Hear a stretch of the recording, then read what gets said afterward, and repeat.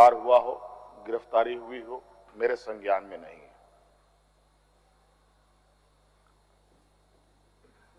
ये मुझे लगता है ये पहला घटना है और मुझे लगता है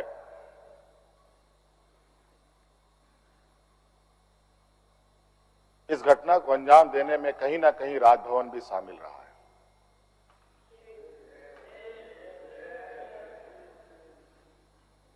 और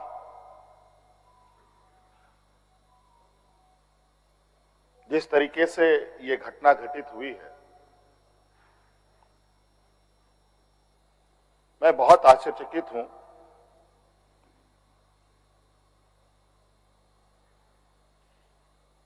इसलिए कि मैं एक आदिवासी वर्ग से आता हूं। नियम, कायदे, कानून की जानकारी का थोड़ा अभाव रहता है। बौद्धिक क्षमताएं अभी हमारे विपक्ष के बराबर हम लोगों की नहीं है, लेकिन सही गलत की समझ तो हर इंसान भी रखता है, हर जानवर भी रखता है।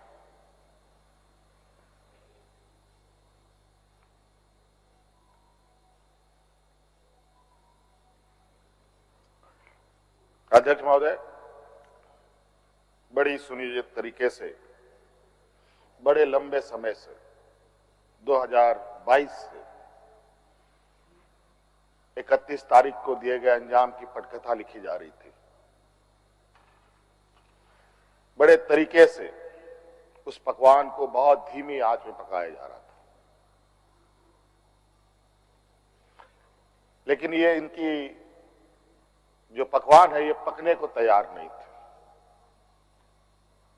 लेकिन इन प्रकार इन्होंने इस आधे अधूरे पकवान को अपने लिए परोसा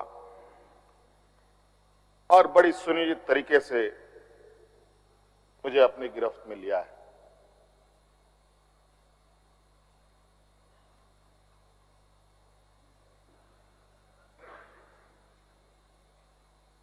और आज कहीं ना कहीं ऐसा लगता है अध्यक्ष महोदय कि बाबा भीमराव अंबेडकर जी का जो सपना था कि सभी जात धर्म के लोग एक समान प्लेटफॉर्म पे आए, एक बराबरी और एक साथ चले, मुझे लगता है कि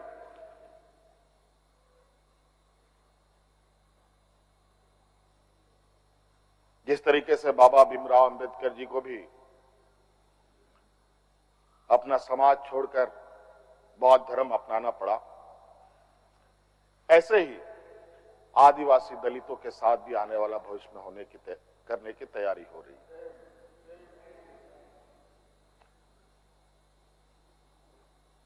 बड़ा सुनियोजित तरीके से अनेकों कालखंड को देखेंगे अध्यक्ष महोदय, जो इन आदिवासी दलित पिछड़े अल्पसंख्यक के ऊपर अत्याचार हुए हैं, वो अत्याचार अध्यक्ष महोदय नए नए चेहरे, नए नए शक्ल, नए नए रूप में दिखते रहे हैं। आज उसी का जीता जागता उदाहरण 31 जनवरी को देखने को मिला है।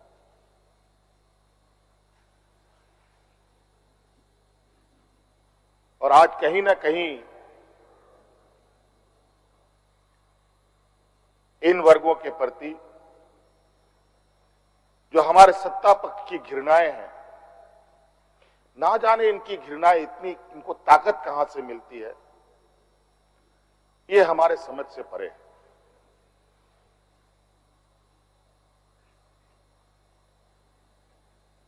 इतनी घृणा, इतना द्वेष का के प्रति है इनका आदिवासी दलितों के प्रति कि आपको इससे अंदाजा होगा कि इन्हीं के पाले हुए तंत्र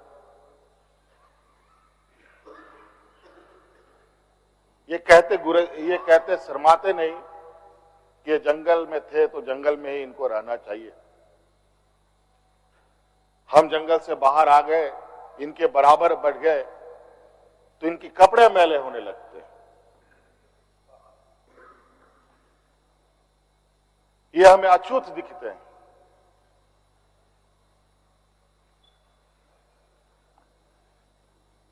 और इन्हीं विडंबना को तोड़ने के लिए हमने एक प्रयास किया था अध्यक्ष महोदय, क्योंकि झारखंड आदिवासी दलित पिछड़ा राज्य है, इन समूह को आगे बढ़ने का, इनका मार्ग प्रशस्त करने में हमने कोई कमी नहीं छोड़ी। इनका बस चले तो हम अभी भी जंगल में जाकर के वही 50-100 साल पुरानी जिंदगी में जिए। और मुझे इसका आभास था अध्यक्ष महोदय, जो इनके अंदर छुपी कुंठा है वो आए दिन ये बयां करती थी, इनके आचरणों से, इनके बयानों से।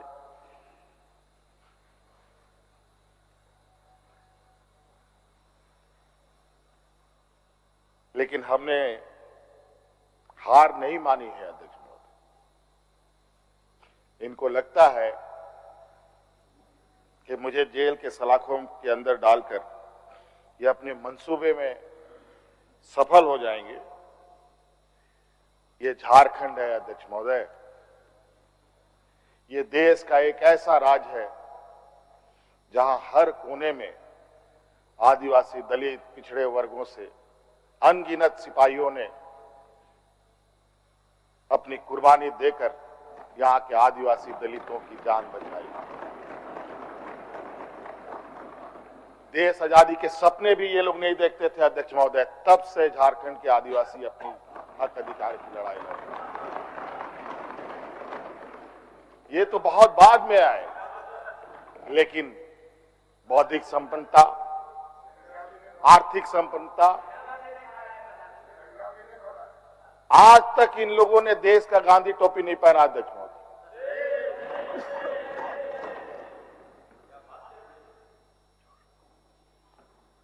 अध्यक्ष महोदय, ईडी, सीबीआई, इनकम टैक्स, जिनको देश के विशेष और काफी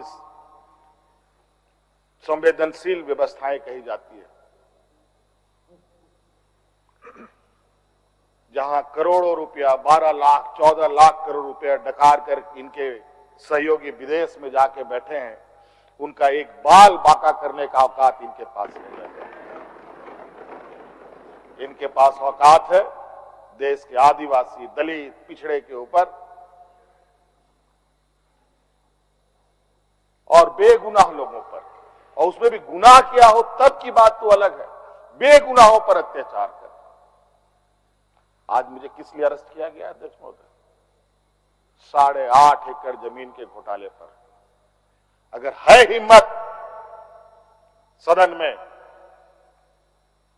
तो कागज पटक कर दिखाए कि 8.5 एकड़ का जमीन हेमंत सोरेन के नाम पर है।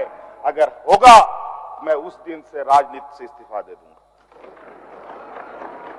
अध्यक्ष महोदय, जब राजनीतिक रूप से ये नहीं सकते हैं तो ऐसे ही बैकडोर से हमला करते हैं, पीठ पर हमला करते हैं। अध्यक्ष महोदय, मैं आंसू नहीं बहाऊंगा, आंसू वक्त के लिए रखूंगा। आप लोगों के लिए आंसू का कोई मतलब नहीं। आदिवासी दलितों का, पिछड़ों का, आदिवासी के आंसुओं का कोई मोल नहीं। वक्त आने पर हम इनके एक एक सवालों का जवाब और एक एक इनके षड्यंत्र का जवाब वक्त आने पर बड़ी माकूल तरीके से दिया जाएगा। एक्चुअली दुर्भाग्य है अध्यक्ष महोदय इस राज्य का, तथाकथित हमारे राज्य के ही कुछ लोग जो ऐसे सामंती विचार वाले के चरणों में जाकर के झुककर उनकी सेवा और पूजा अर्चना में लगे। नहीं तो इस राज की इतनी दुर्दशा नहीं होती। अध्यक्ष, राज अलग हुए 23 साल हो रहे हैं, 24 साल हो गए। अध्यक्ष महोदय, किसने सबसे अधिक राज किया इस राज्य में? ये मुझे बोलने का जरूरत नहीं है, किसी को बताने की भी जरूरत नहीं। सब अपने गिरेबान में देखें, सबको पता चलेगा कौन कहां बैठा, किसने क्या काम किया। घोटाले इनको 2024 से ही नजर आ रहे हैं, 2000 से नजर नहीं आ रहे, 2019 से ही इनको नजर आ रहे हैं। आज ये नहीं चाहते अध्यक्ष महोदय, देश का आदिवासी, दलित, पिछड़ा, अल्पसंख्यक देश के सर्वोच्च स्थान पर पहुंचे। ये नहीं चाहते कि ये जज बने, ये नहीं चाहते ये आईएएस आईपीएस बने, ये नहीं चाहते ये राजनेता बने। इन्हीं के साथ बैठे लोग हैं। इन लोगों ने भी आदिवासी नेता बनाया था मुख्यमंत्री। बता दीजिए इन कितने आदिवासियों ने 5 साल पूरे किए। और मुझे पता था कि मुझे भी 5 साल पूरा करने में रोड़े अटकाएंगे, और नतीजा ये हुआ, आखिरी सांस तक कुछ भी करो 5 साल पूरा नहीं होना चाहिए, रिकॉर्ड में नहीं लिखना चाहिए, रजिस्टर में नाम नहीं आना चाहिए। बस यही। अध्यक्ष महोदय, हम लोगों ने सर झुकाकर चलना नहीं सीखा। यही खासियत है आदिवासियों। लेकिन होता है कि सरसों में ही भूत है तो साला भूत भागेगा का, माफ कीजिएगा, सरसों में ही भूत है तो भूत भागेगा का। यहां कुछ भूत ऐसे भी हैं जिसकी वजह से ये कठिनाइयों का सामना करना पड़ता है। बहुत प्रयास हुआ, जब जब हम लोगों ने अलग राज्य का परिकल्पना किया तब भी इन लोगों ने हंसी उड़ाई कि आदिवासी लोग अलग राज्य लेगा। जब हम सत्ता में आए, आदिवासी सत्ता चला पाएगा, कुछ दिनों में गिर जाएगा। मैं हवाई जहाजों में चलता था अध्यक्ष महोदय, उसमें भी इनको तकलीफ। मैं 5 स्टार होटलों में रुकता था, उसमें भी इनको तकलीफ। मैं BMW कार में घूमता हूं, उसमें भी इनको तकलीफ।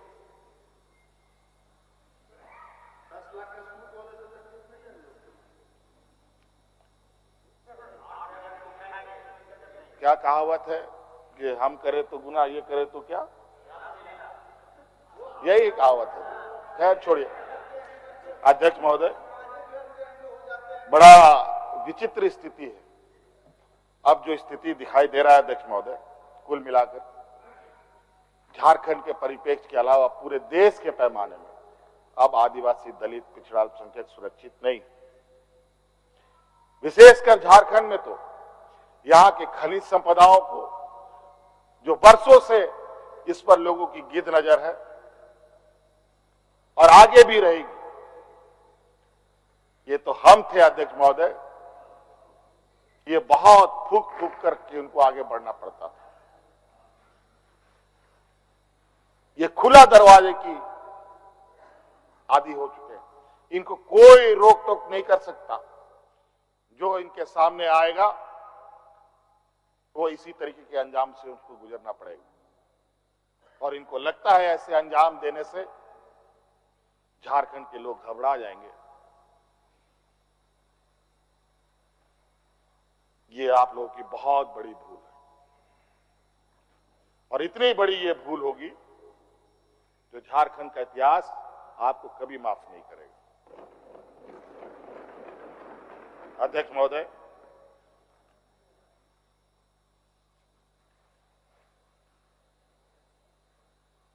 आज जो षड्यंत्र का पैमाना है वो इस कदर बड़े उसके जो दायरे बने हैं, कानून के अंदर रह कर गैर कानूनी काम करना कैसा हो, ये कर किसी से सीखना हो तो इन लोगों से सीखिए और इनके संस्थाओं से सीखिए।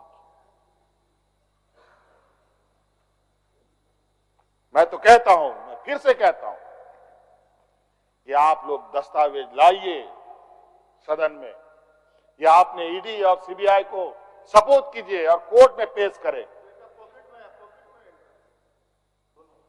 एक भी दस्तावेज अगर आप लोग निकाल के दिखा दें कि हमने 8.5 एकड़ जमीन हड़पी है,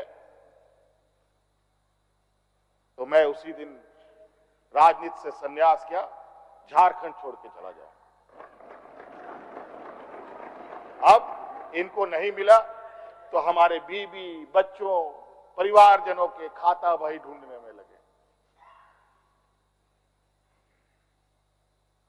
ये पैसा कहां से आया, वो पैसा कहां से आया, ये आया, वो आया।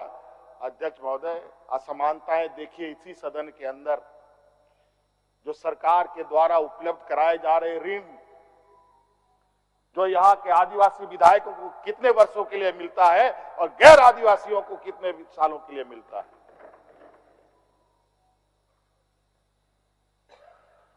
इस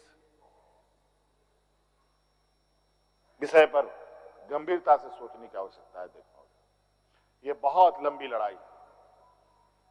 आज जिस तरीके से बड़ा मछली छोटा मछली को खा जाता है, सामाजिक व्यवस्था में भी यही कहानी है। एक बड़ी व्यवस्था छोटी व्यवस्था को खाने का हर बरकस प्रयास करती है।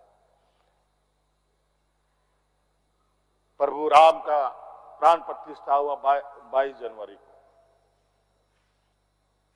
राम राज आ गया, पहला कदम बिहार पड़ा। बेचारा एक पिछड़ा वर्ग का व्यक्ति की क्या हद होगी आप जानते हैं। दूसरा कदम झारखंड पर पड़ा, एक आदिवासी मुख्यमंत्री को निकलने का प्रयास। क्योंकि इस आदिवासी मुख्यमंत्री के शरीर में हड्डियां कुछ अधिक है, इसलिए उस हड्डी को निकालने के लिए ईडी उसका डिसेक्शन करने में लगी हुई, ताकि हम कैसे इसको निकल जाए। लेकिन इतना आसान नहीं। गलती से गले में फंस गया तो पूरा का पूरा आंतड़ी फाड़ के बाहर। इस वजह से संभल के खाने का कोशिश कीजिएगा। इस वजह से अध्यक्ष महोदय, मुझे कोई गम नहीं कि मुझे आज ईडी ने पकड़ा। जिस तरीके से बंधुदा का सदस्यता लिया, ये आप चुनाव नहीं लड़ सकते हैं। हो सकता है मेरा भी यही असर है। सत्ता लुलुपता के लिए हम लोग कभी नहीं आए अध्यक्ष महोदय। लेकिन ये बात मैं इस सदन में कहना चाहूंगा कि झारखंड मुक्ति मोर्चा का उदय झारखंड के मान सम्मान स्वाभिमान को बचाने के लिए हुआ है। और इस मान सम्मान स्वाभिमान के प्रति जो भी बुरी नजर डालेगा उसको हम मुंह तोड़ जवाब देंगे, चाहे राजनीतिक रूप से हो, चाहे कानूनी रूप से हो, चाहे वो किसी भी जंग मैदान में हो। ये हमारा संकल्प है। ना हम पीछे हटे हैं, ना हम लोगों ने पीठ दिखाई है अध्यक्ष महोदय। इसलिए अध्यक्ष महोदय, मुझे तो कोर्ट का आदेश है कि मीडिया के सामने या बाहर वक्तव्य नहीं देना है। तो हमने ईडी वाले से पूछा, क्या सदन में भी बात नहीं रखनी है? तो उन्होंने ये भी कहा, नहीं सदन में भी आप नहीं रख सकते। हम बोले वाह। तो मैंने कहा कि आइए स्पीकर साहब के टेबल में खड़े हो जाइए, बैठ जाइए, वहां से आदेश जारी कीजिए, फिर हम चुप हो जाएंगे। ये स्थिति है अध्यक्ष महोदय। अब उस दिन का इंतजार है। अभी तो गवर्नर हाउस का क्वारम पूरा हो गया। अब विधानसभा से लोग कब अरेस्ट होंगे, राष्ट्रपति भवन से कब अरेस्ट होंगे, लोकसभा राज्यसभा से लोग कब अरेस्ट होंगे। 150, 200 सांसदों का निलंबन, क्या अध्यक्ष महोदय ये इतिहास के सुनहरे अक्षरों में लिखा जाएगा अध्यक्ष महोदय? बड़ी विचित्र स्थिति देश में। और मैं ये कहना चाहूंगा अध्यक्ष महोदय, विशेषकर आदिवासी दलित पिछड़े भाइयों से, आप तैयार हो जाएं। अब शोषण की एक नई परिभाषा गढ़ने जा रही है। अगर अपने आप को आपने कमजोर किया तो आने वाली पीढ़ी कभी माफ नहीं करेगी। तो अध्यक्ष महोदय, राज्यपाल महोदय आए और 32 पेज का इन्होंने अभिभाषण पढ़ा। हम लोग लाख चिल्लाते रहे, अध्यक्ष महोदय अभिभाषण पढ़ के क्या होगा जब देश में लोकतंत्र ही नहीं बचेगा। आज हर चीज पिछले दरवाजे से हो रहा है। अध्यक्ष महोदय, खैर इतना तो हम लोग बुद्धि ज्ञान है नहीं, लेकिन समय ऐसा भी नहीं है, समय से बड़ा बलवान धरती में कोई नहीं है। और वक्त फिर घूमेगा और फिर हम आपके सामने उपस्थित होंगे और इतनी मजबूती के साथ उपस्थित होंगे कि फिर जो षड्यंत्र कर रहे हैं वो षड्यंत्र आपके धरे के धरे रहे और इस देश के और अपने राज्य के आदिवासी दलित पिछड़ों के लिए जो संघर्ष करना होगा वो करते रहेंगे। धन्यवाद।